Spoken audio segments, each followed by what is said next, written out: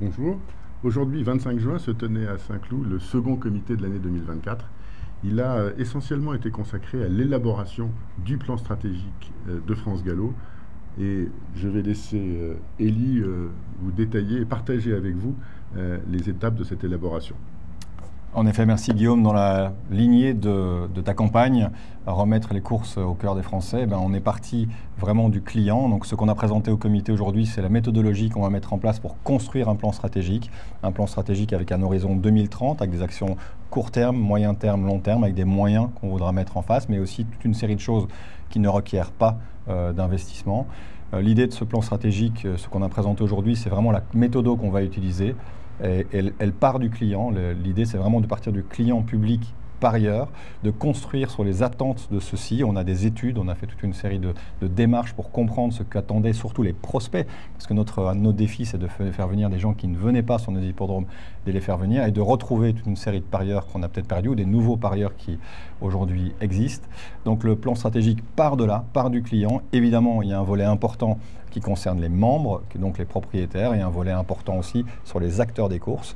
Et puis, in fine, évidemment, quand on aura défini toutes ces actions, les moyens qu'on voudra mettre en œuvre, on aura aussi, à ce moment-là, une réflexion sur notre propre organisation. Est-ce qu'elle est tout à fait toujours correspondant aux attentes et aux besoins qu'on voudra mettre en place?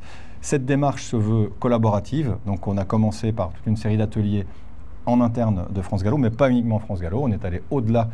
Tous les acteurs de la filière ont été concernés, ont participé à ces différents ateliers. L'étape d'après, bien sûr, c'est de vous parler, de s'adresser à vous, de venir échanger avec l'ensemble des acteurs des courses pour construire quelque chose qui soit co-construit non seulement en interne, mais aussi avec tous les acteurs et toutes les personnes qui voudraient partager toutes les bonnes idées qu'ils pourraient avoir.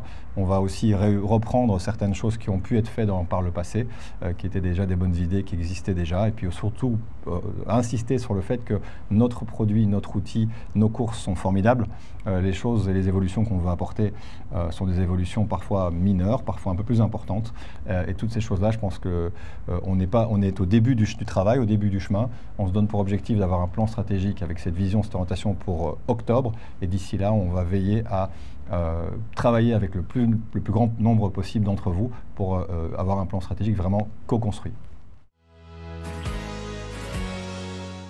Le second temps fort de ce comité a été évidemment l'adoption des comptes 2023.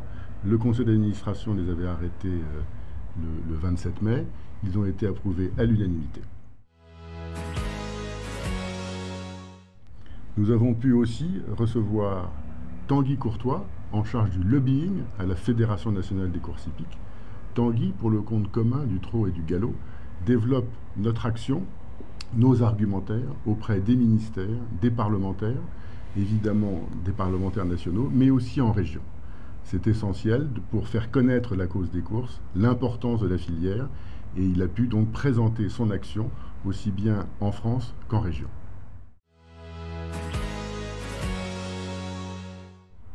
Nous avons ensuite reçu l'équipe d'Au-delà des pistes, association qui, comme vous le savez, travaille pour la reconversion de nos chevaux de course.